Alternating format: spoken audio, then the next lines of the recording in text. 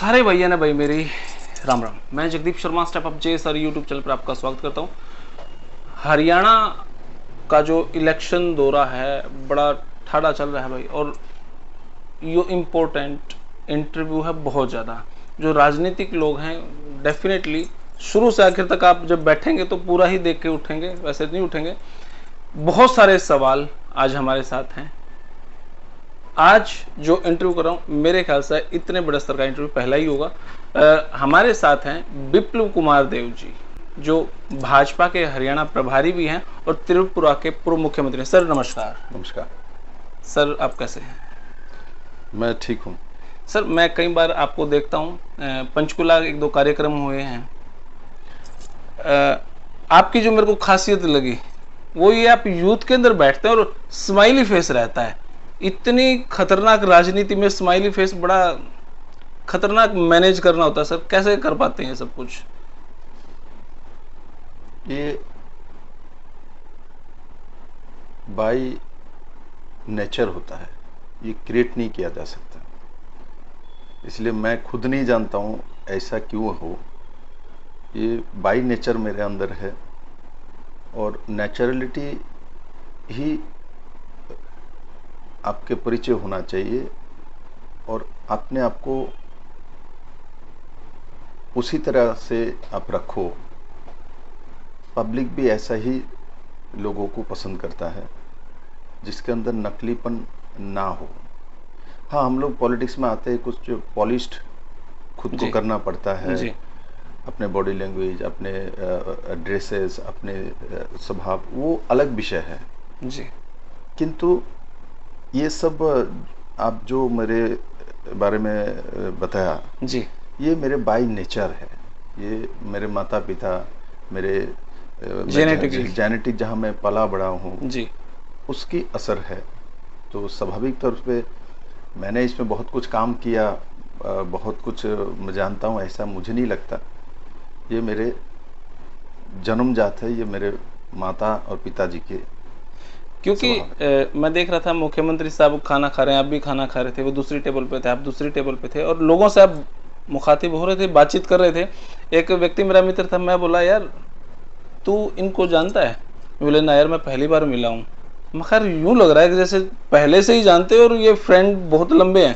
मैं बोला यार मैं पहली बार मिला हूँ और मुझे खुद ये डाउट हो रहा है कि विप्लव कुमार देव जी इतना फ्रेंडली कैसे हैं और बड़े इंटेलेक्चुअल हैं। आपके जो बात करने का नजरिए से मैं दूर से ही भाप रहा था, वो बड़ा शानदार लगा सर मुझे। उसके लिए तो क्योंकि एक आप त्रिपुरा से आए हैं, पहाड़ी क्षेत्र और हरियाणा दोनों का जो सामंजस्य बिल्कुल अलग अलग है, रहना खाना पीना।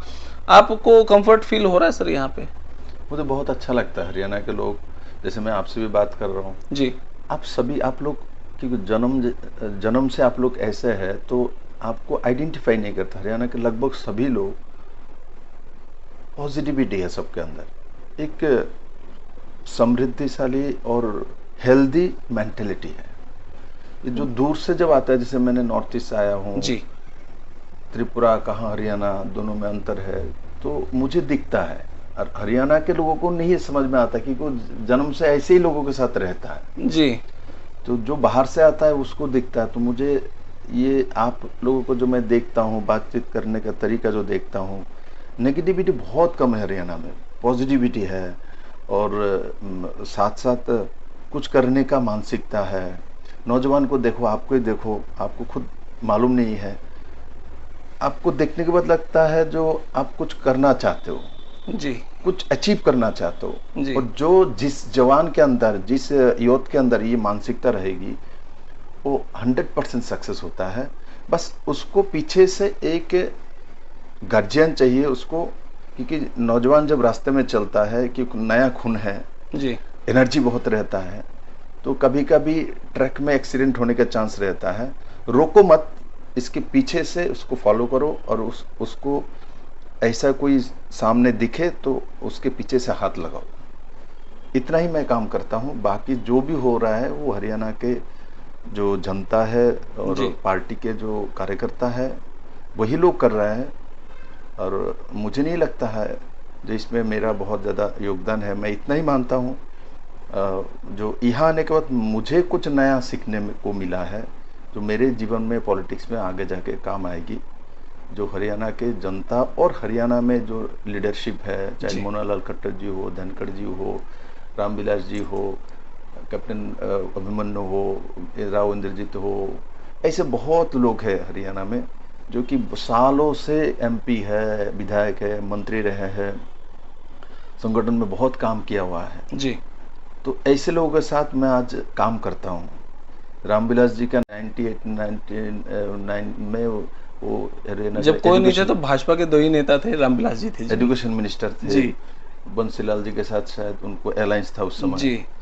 तो उस समय मैंने रामविलास जी को देखा और आज मैं उस स्टेट के प्रभारी हूँ तो स्वाभाविक तौर पे अंदर से खुशी भी होती है और साथ साथ और मैं एक मर्यादा में भी रहता हूँ क्योंकि ये लोग मेरे से बहुत सारी तजुर्बे से बड़े हैं तो इनको सम्मान के साथ रखते हुए और जनता के हित में काम करते हुए और जब सरकार है मुख्यमंत्री जी का मर्यादा रखना और उनके काम के जो अच्छाई है जी। वो जनता के बीच जाए और जनता समझे, यही मेरा जो मानसिकता रहता है।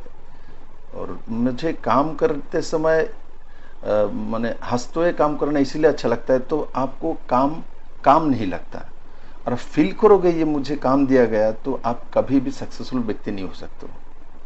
इसीलिए मुझे कम्युनिस्ट का एक स्वभाव कि मैंने कम्युनिस्ट को हराया हूँ तो कम्युनिस्ट का सभी से मैं स्वभाव जो श्रमिक होता है जिनको उकसाता है, बोले भाई तुम काम कर रहे हो दूसरे के लिए, ये तुमको ये देखो मालिक है तुम नौकर हो, तुमको वो शोषण करता है।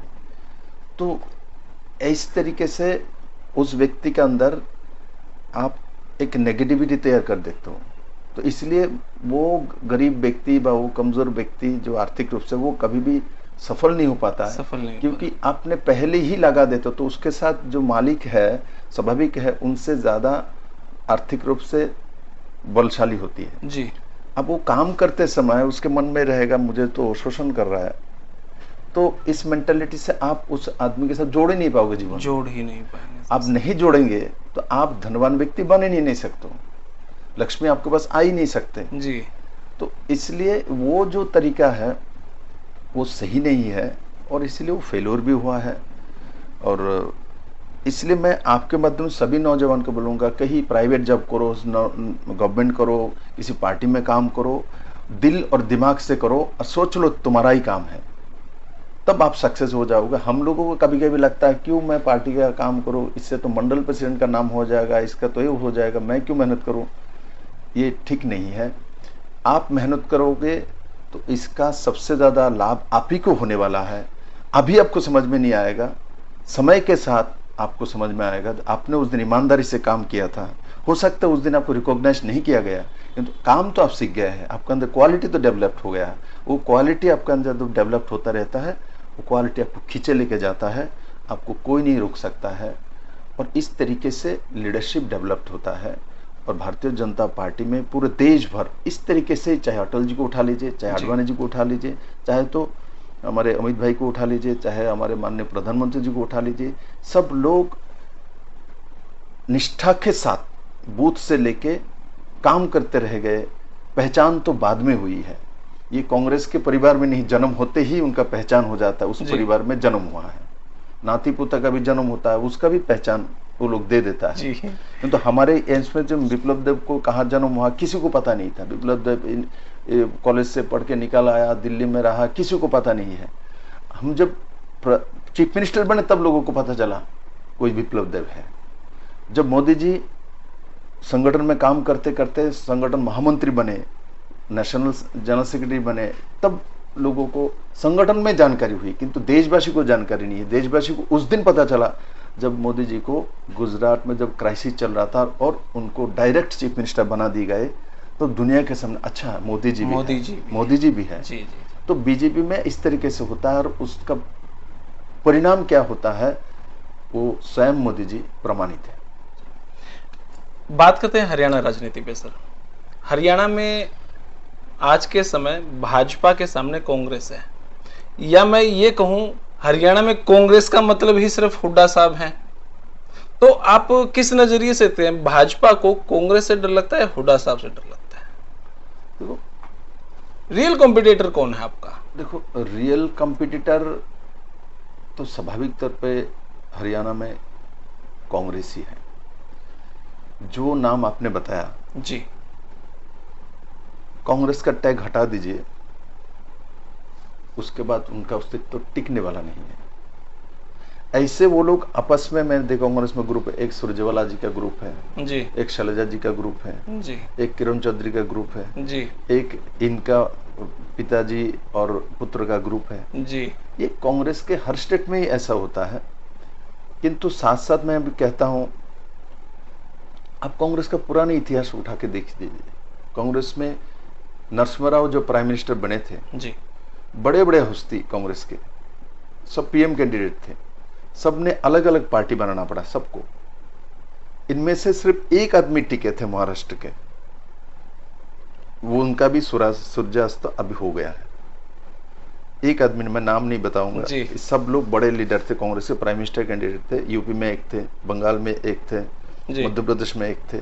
इनमें से कुछ लोगों का स्वर्गवास भी हो गया है। जी। तो जो इस पॉलिटिकल क्षेत्र में है वो सबको समझ में आता है वो कौन कौन थे। इन सभी का अस्तित्व कांग्रेस के, लेकिन गरीब आदमी ना रहे।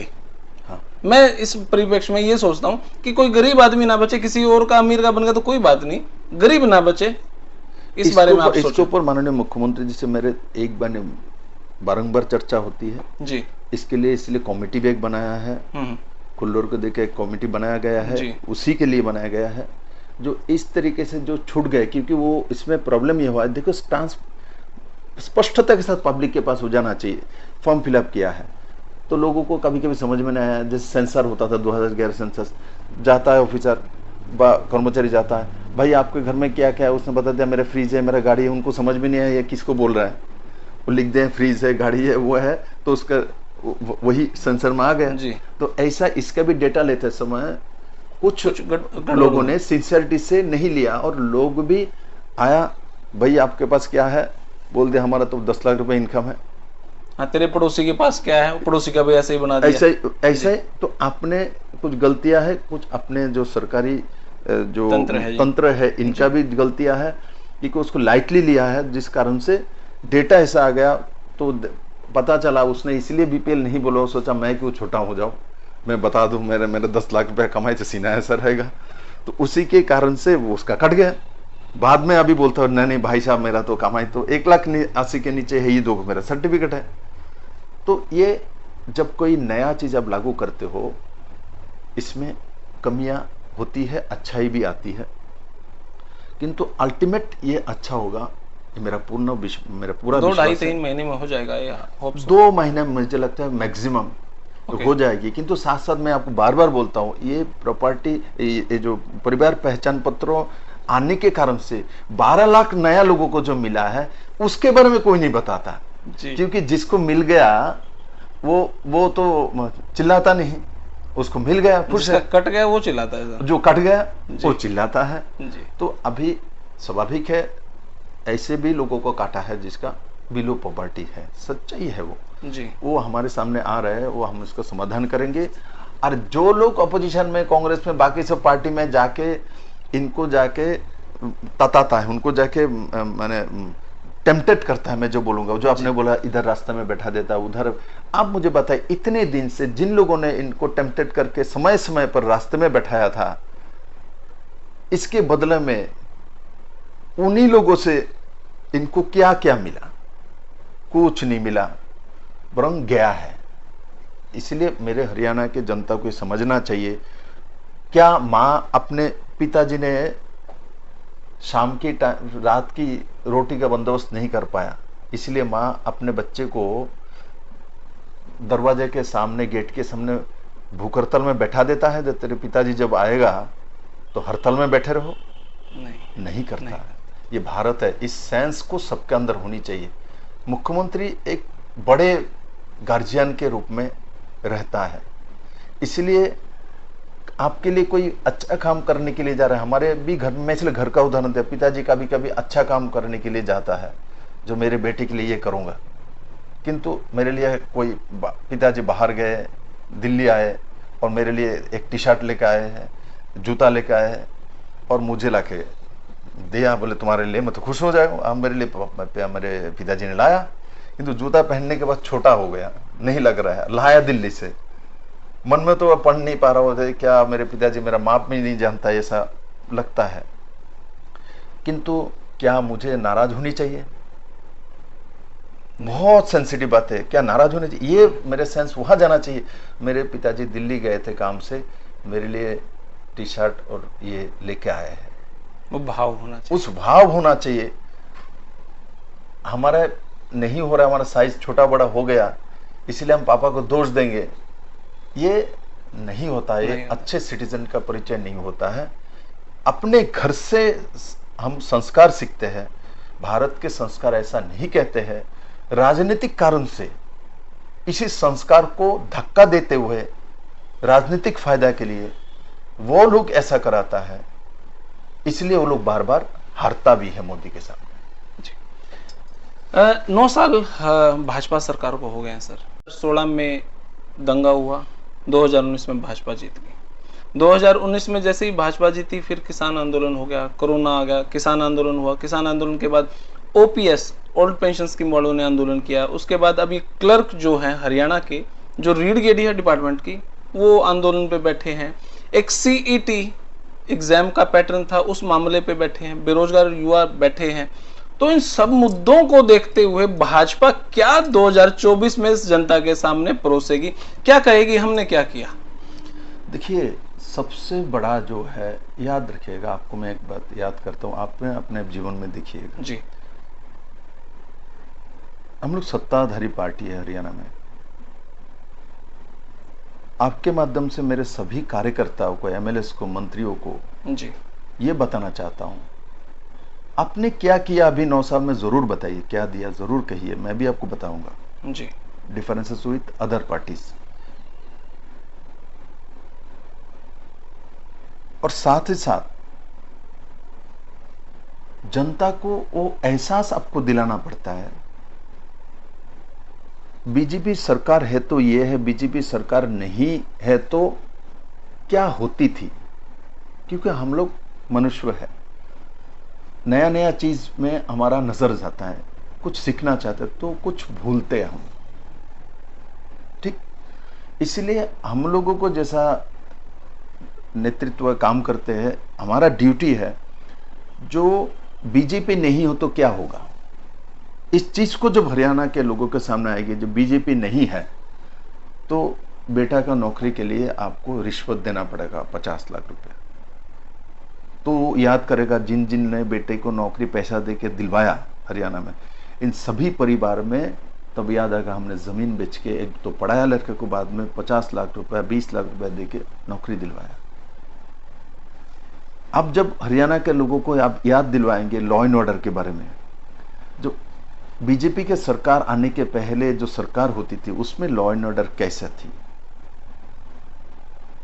तब लोगों को याद आएगा, जो मेरे घर के सामने गोली करके मार के चला गया, कोई इसका विटनेस नहीं दे रहा है डर से।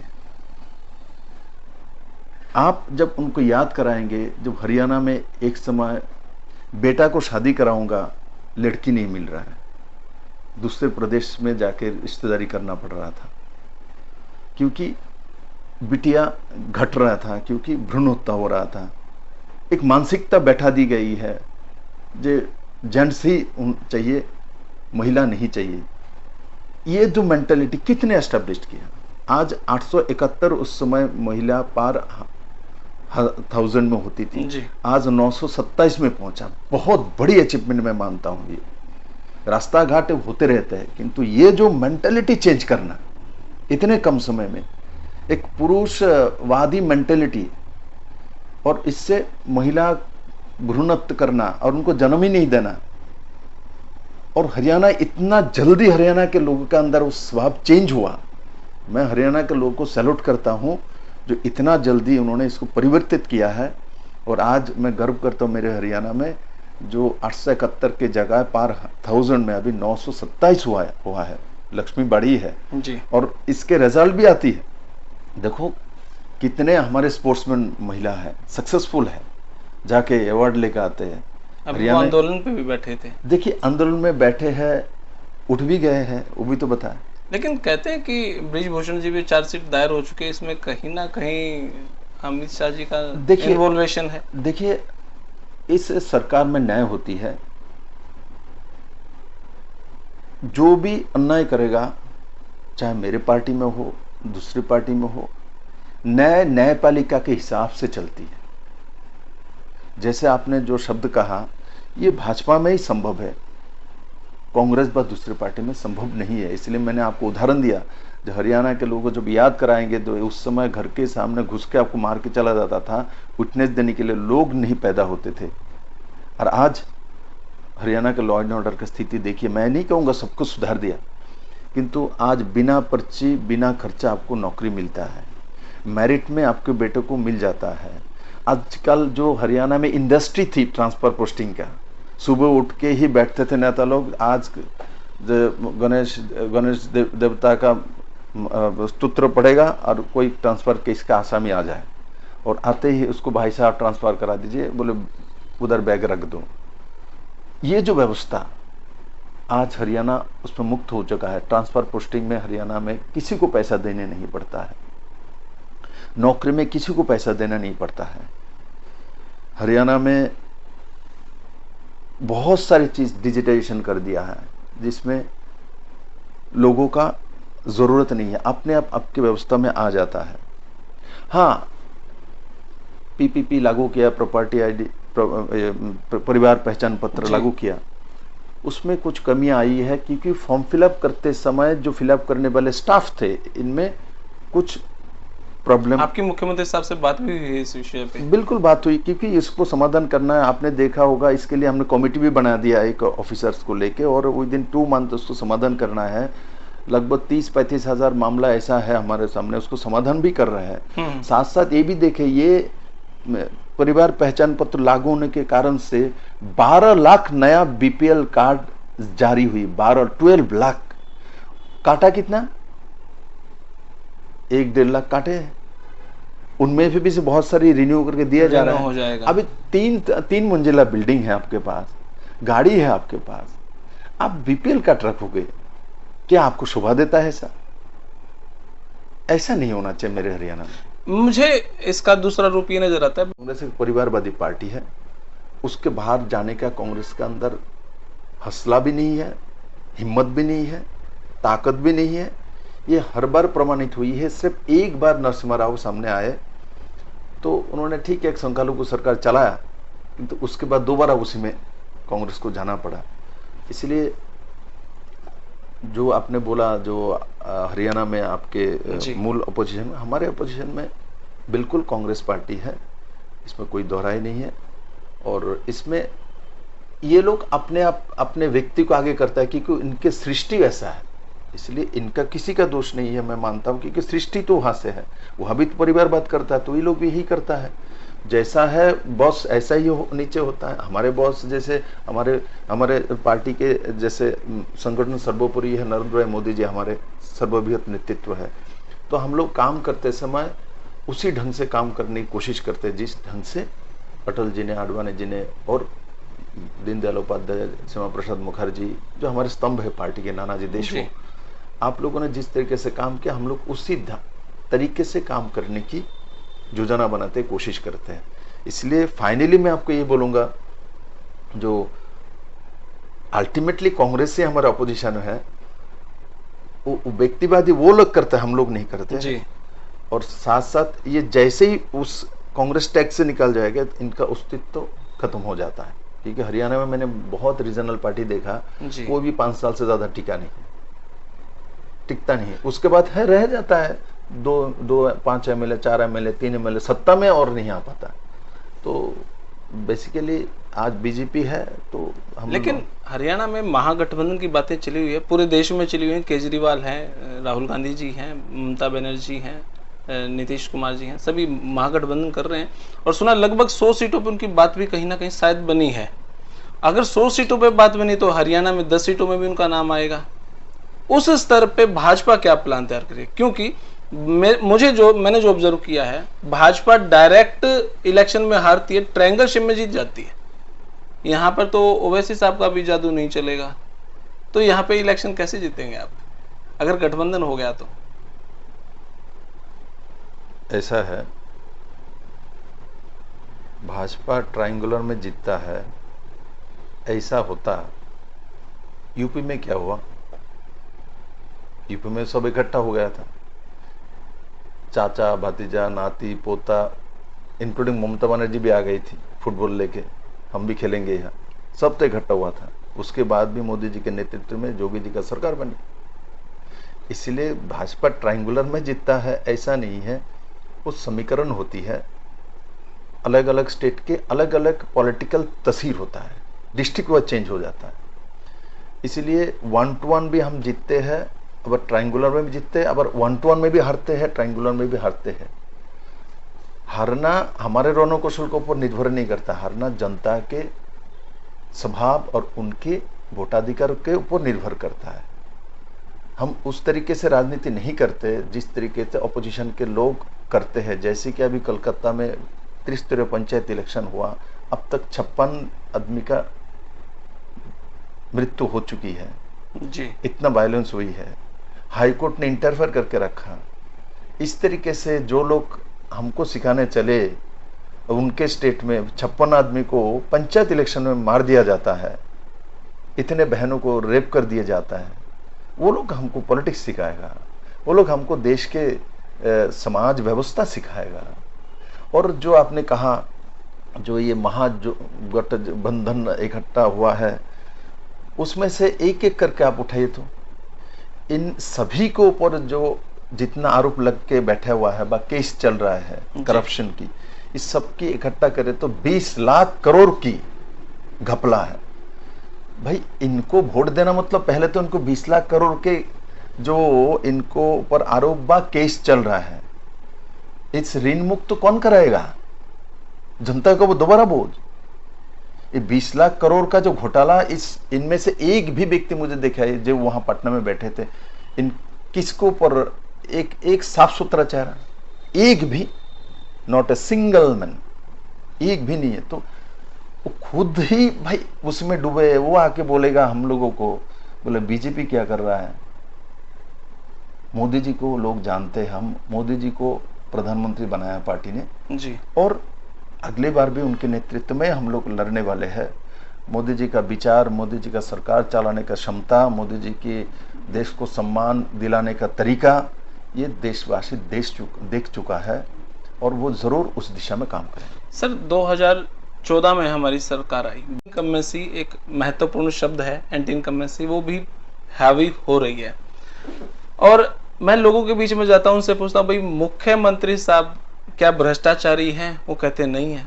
मैं पूछता हूं मुख्यमंत्री साहब ने कोई गलत काम किया नहीं किया?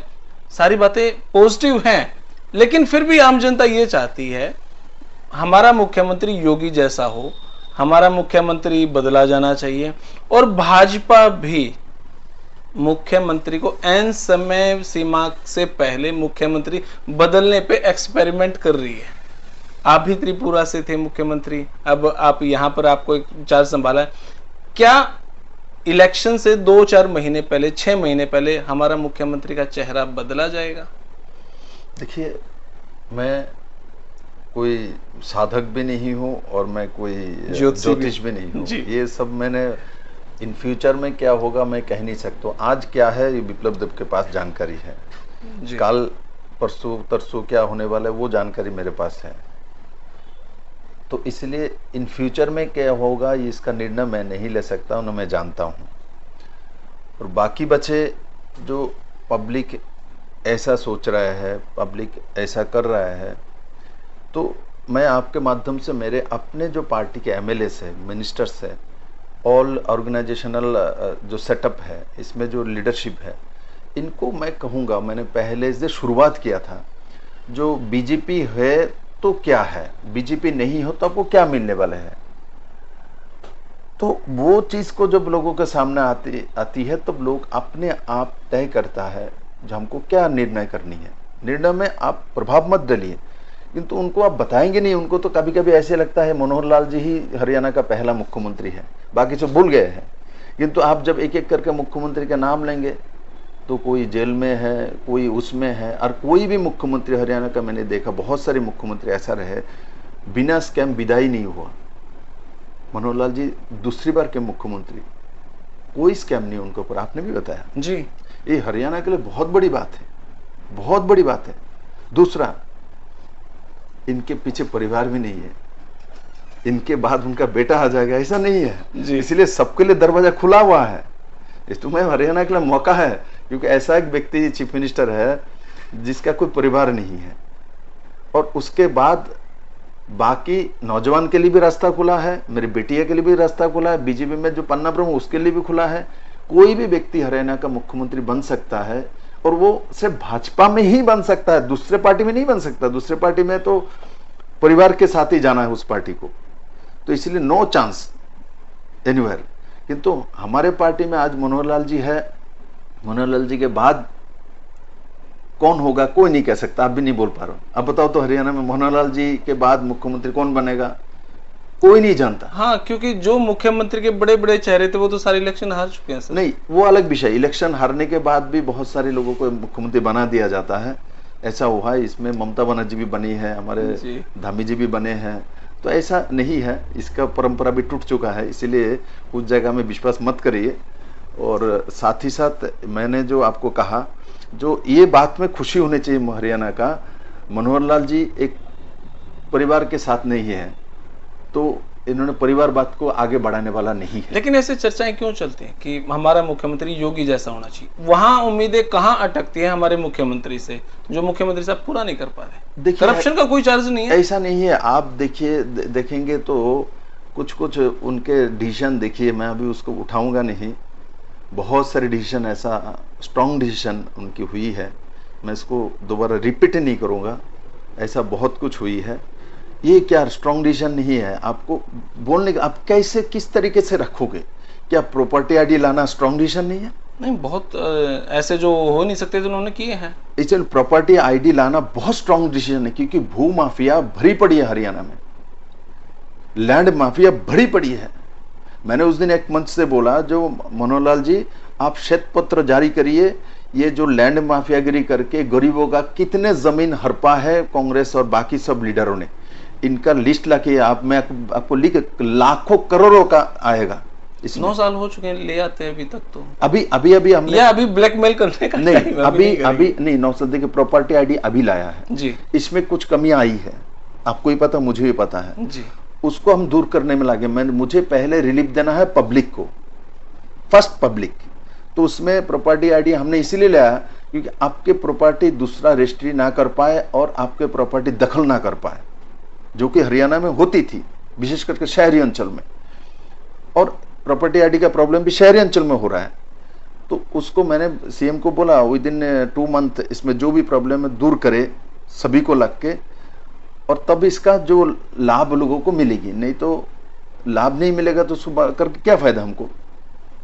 तो इस तरीके से जो स्कीम लाना, परिवार पहचान पत्र लाना, बिना पैसे नौकरी का लिए सोचने का, हरियाणा में हिम्मत करना, ट्रांसफर पोस्टिंग में पैसा नहीं होगा, हम फोन करेंगे हो जाएगा, ऐसा सिस्टम को बंद कर देना, ये हिम्मत की बात नहीं है, क्या बोलते हो। उसके बाद ऐसे ऐसे डिसीजन, कुछ डिसीजन जैसे लोग भूल जाए थे, कैरोसिन उन्होंने बंद, kerosene free state first Haryana देश में, ठीक, ऐसे लगता है महान कुछ क्या बड़ा काम किया, किंतु आप इसमें अंदर जाएंगे तो आपको पता चला जाए लाखों करोड़ों की चोरी होती थी इसके अंदर। हरियाणा में हमारे सरकार आने के पहले 24/7 बिजली समय पर होता है, किंतु हर गांव में बिजली है, हर शहर में बिजली है। वहां कैरोसिन इतना लाखों लीटर आता था, कहां जाता था बताओ, जब बिजली है सब में, क्या हरिकेन जलता है? हरियाणा में किसी घर हरिकेन जलता ही नहीं, गैस लाइटर गैस की है, हरियाणा संपन्न प्रदेश है, तो वो कैरोसिन जो आती थी लाखों लीटर, वो कहाँ जाती थी? ये मिक्स होता था आपकी गाड़ी के डीजल में, पेट्रोल में, और आपके गाड़ी बनाया गया डीजल इंजन, आपके गाड़ी बनाया गया पेट्रोल इंजन और उसमें सब्सिडाइज देश का पैसा जा रहा है, उसी को मिक्स कर देता है। मिक्स करने के बाद आपके इंजन चलने वाले 15 साल, वो चलता है 10 साल, 5 साल गए, आप हिसाब करो तब आपको कितना पैसा बचा। इससे मैं तो कहता हूं ऑटो ड्राइवर से लेके मिडिल क्लास, लोअर क्लास से लेके मिडिल क्लास, अपर क्लास, सबको फायदा हुआ इस कारण से। और इसका हम हिसाब नहीं करते। आपको मैंने कितना व्हीकल हरियाणा में है आप हिसाब लगाओ जी। और उस समय आप लोग तो पत्रकार हो, कभी हिसाब लगाओ जो ये केरोसिन फ्री करने के पहले हमारे मेंटेनेंस में कितना पैसा जाता था, कितने बचा, कितने लोगों को रोजगार हुई। तो इसमें हिसाब करोगे तो इसमें बड़े बड़े डिसीजन है। जैसे बेटी बचाओ बेटी बढ़ाओ का माननीय प्रधानमंत्री जी आपके हरियाणा से स्टार्ट किया था क्योंकि यही प्रॉब्लम थी जी। तो उसमें 927 तक पहुंच गया। ये क्या बड़ा अचीवमेंट नहीं है? तो इसमें ओवरऑल महिला पुलिस थाने भी खोले हैं, बहुत सारी अचीवमेंट है, मैं इसको डिनाई नहीं कर रहा, लेकिन फिर भी उसके बावजूद भी बहुत सारी हड़ताल, अभी क्लर्क जैसे बैठे हुए हैं, ऐसे बहुत सारे स्ट्राइक हुई हैं जो कि देखिए मैंने आपको बोला राजनीतिक अलग अलग तस्वीर होता है जी अलग अलग स्टेट के। जी। तो इसलिए हरियाणा यूपी में जिस तरीके के भूमाफिया बा गुंडेराज होता है, इस तरीके के गुंडेराज में आप मेरे हरियाणा में नहीं है। नहीं है, ऐसा तो नहीं है। जी। जो अभी जो अपने अतिक के बारे में बोलोगे, क्या इस तरीके का ऐसा नहीं है, मास्टरमाइंड है मेरे हरियाणा में? नहीं है। इस तरीके का गैंगवार करने वाले हरियाणा में है ही नहीं। बहुत अभी कुछ थोड़ा वो भी हम कंट्रोल कर रहा है इसको, बाहर की स्टेट से आके वो करता है। तो हमारे यहाँ तो सिस्टम ही नहीं, तो आपको वो पैदा कैसे होगा? इसलिए बोला अलग अलग स्टेट का अलग अलग तस्वीर होता है। हमारे पास ऐसा माफिया है ही नहीं जो माफिया ने बस उस एरिया में उसी का ही चलेगा और वो उसका प्रॉपर्टी 50,000 करोड़ की प्रॉपर्टी हरियाणा में बताओ, ऐसा 50,000 का प्रॉपर्टी का कौन है गुंडा, कौन है माफिया? कोई नहीं है। तो इसलिए आप तुलना करोगे तो उनके जैसा इनको करना चाहिए। भाई हम तब तो क्या आपको कर दो क्या? आपको एनकाउंटर कर दो क्या? कैसे करेंगे कि आप ऐसा हो ही नहीं, हरियाणा के मेरे लोग ऐसा है ही नहीं। तो इस बात को भी समझना चाहिए। हरियाणा के लोग थोड़ा एग्रेसिव है, हरियाणा के लोग बहुत हिम्मत वाला है, तो इसलिए उनको वो सब चीज अच्छा लगता है, फाइटिंग शो देखने में अच्छा लगता है। किंतु साथ साथ ये भी सोचना चाहिए हमारे हरियाणा के बेटे ऐसा नहीं है। इस बात पे भी गर्व करना चाहिए। जो मुख्यमंत्री ऐसा क्यों करे जब हमारे पास ऐसा बेटा ही नहीं है? तो आपके हिसाब से मुख्यमंत्री साहब नहीं बदले जाएंगे, उन्हीं के चेहरे पे तीसरा इलेक्शन होगा? देखिए तीसरा इलेक्शन किसके चेहरे पे होगा? हम सभी इलेक्शन मोदी जी के चेहरे पे आप थोड़ा सा सोच के बोल रहे हैं, इसलिए बदले भी जा सकते, मुझे ऐसा लग रहा है। नहीं देखिए हमारा सभी इलेक्शन किसी भी स्टेट में जाइए, कर्नाटक में इलेक्शन हुआ मोदी जी को सामने रखे, हमारे त्रिपुरा में इलेक्शन मोदी जी को सामने रखे। हमारे लीडर हैं ऑलरेडी, हमको किराए पर लेने की जरूरत नहीं है। जैसे महागठबंधन जुटबंधन करने का हमको जरूरत नहीं, हमारे पास मोदी जैसा शख्सियत है। तो ऐसे में भी हरियाणा में 4.5 साल के ऊपर मोदी जी ने प्रभारी के नाते काम किया है। हरियाणा के प्रति उनका अलग प्रेम है। मैं देखा हूँ, मैं मिलता हूँ तो हरियाणा के बारे में उनको क्योंकि वो बहुत घुमा है, सब पता है, मालूम है उनको। और हरियाणा के लोगों को प्यार भी करता है, प्यार भी देता है। हरियाणा 10 के 10 सीट उनको दिया है। क्या मोदी जी को पता नहीं है? 2 छोटे सवाल हैं, ज्यादा लंबा नहीं, 2 छोटे। 2024 में क्या गठबंधन जजपा के साथ रहेगा एमपी के इलेक्शन का? देखिए 10 के 10 सीट हमने लड़े थे, हम ही जीते, तो हम भी इस बार 10 के 10 सीट लड़ेंगे, 10 के 10 जीतेंगे। इसमें कोई कॉम्प्रोमाइज नहीं, कोई किंतु नथिंग एल्स। 10 के सीट हमारे पास है, हम ही लड़ेंगे। क्या हम वहाँ वो बना के रखे हैं क्या दान करने का? ऐसा नहीं होता। मोदी है तो सब कुछ है, मोदी है तो मुमकिन है। हाँ बस वो सच्चाई है। मोदी है तो सबका लेज निकालता है, मोदी नहीं है तो सब बुटा के बैठ जाएगा। ये सब मोदी के दम पे है, ऐसा नहीं है। इसलिए हमारे देश के लिए, हमारे पार्टी के लिए, हमारे देश के जनता के लिए मोदी जी एक वरदान है। मैं इस पार्टी का सदस्य इसलिए नहीं बोल रहा हूँ, मैंने भी बहुत प्रधानमंत्री का जीवनी पढ़ा है, देखा है जी। किंतु मोदी जी जैसा आज भी देखो, अभी भी कहाँ फ्रांस में चले गए, क्यों? हमारे डिफेंस को शक्तिशाली बनाने के लिए। तो आज जो सम्मान हमको पूरे दुनिया में मिल रहा है, हरियाणा के लोग तो ऐसी शक्ति की पुजारी है। तो हरियाणा के लिए तो मोदी जी तो हर दिल में मोदी है। मैं घूमता हूँ ना, कुछ भी नहीं, आपके दिल में भी मोदी है, जो हुड्डा परिवार इनके दिल में भी मोदी बसता है कि मोदी का जो कैरेक्टर है हरियाणा पसंद करता है। ऐसे ही व्यक्ति को हरियाणा पसंद करता है जो वीर हो, साहसी हो, हिम्मत वाला हो, ताकत रखता है, काम कर सकता है, डरता नहीं, सर्जिकल स्ट्राइक कर सकता है, मारेंगे तो मार के आएंगे, वो स्टाइल मोदी में है। और पिछले 9 साल में मोदी जी ने देश को बहुत कुछ दिया है, ऐसा ऐसा काम उन्होंने किया है। जीएसटी किसी ने सोचा भी नहीं ये लागू हो पाएगा। अर्थमंत्री रहे तो प्रणब मुखर्जी सोचते थे इसको लगाऊंगा, नहीं कर पाया। वो इकोनॉमिस्ट थे तब भी नहीं कर पाया। जब राष्ट्रपति थे तब हमने माननीय प्रधानमंत्री जीएसटी लागू किया और प्रणब मुखर्जी जी ने प्रशंसा की है उसकी। बोले अभी सॉरी मैं इंटरप्ट कर रहा हूँ, अभी 2024 का जो इलेक्शन है, जो वोटिंग होती है, कहते हैं उसमें कई बार फेक वोटिंग हो जाती है, तो क्या उसको लेके आधार कार्ड पे भी वोटिंग आप कुछ कंपलसरी करेंगे, या जैसे जिस परंपरागत स्थिति से वोटिंग चल रही थी इसके ऊपर हमारे पास भी कुछ चर्चा आई है। जो कुछ जगह में शहर में भी वोटिंग करता है, गांव में भी वोटिंग करता है, ऐसा है। तो जब हमको जानकारी होगा, विप्लव देव को आप कितना जानते हो मुझे पता नहीं, मुझे जानकारी हो गया तो कैसे वोटिंग करेगा। जानकारी मुझे हो ही गया तो पक्का लिख लो और नहीं कर सकते, रास्ता बंद कर देंगे। रास्ता बंद हो जाएगा सर 100%। मेरे कान में आ गया तो मुझे याद है ना, वो अब उसके ऊपर मेरे स्वभाव है, जो सुन लिया तो सुन के नहीं बैठता, काम करके बैठता हूँ। आने वाले 2-4 महीने में कोई बड़ी ऐसी चीज आप लाने वाले हो जिससे हमें लगता है कि हाँ ये आएगा तो भाजपा कंफर्म आ जाएगी, कोई ऐसा? जरूर मैं नहीं लाने वाला हूँ, मुख्यमंत्री जी ही लाएंगे। सरकार मुख्यमंत्री जी को चलानी है और संगठन धनखड़ साहब को चलानी है जी। एक अध्यक्ष है, एक चीफ मिनिस्टर है। तो साथ ही साथ हमारा जो बजट में भी आपने देखा होगा, हमारे बजट प्रो पीपल बजट और प्रो यूथ बजट, तो उसमें आपने देखा होगा 60,000 के 65,000 के आसपास ग्रुप सी और ग्रुप डी में नौकरी देने वाला। तो नौकरी किसको मिलेगी? नौजवान को, जो जॉब देने वाला, अपॉर्चुनिटी देने वाला, जॉब क्रिएटर बनाने वाला पॉलिसी तैयार करना, ये हमारे लक्ष्य है।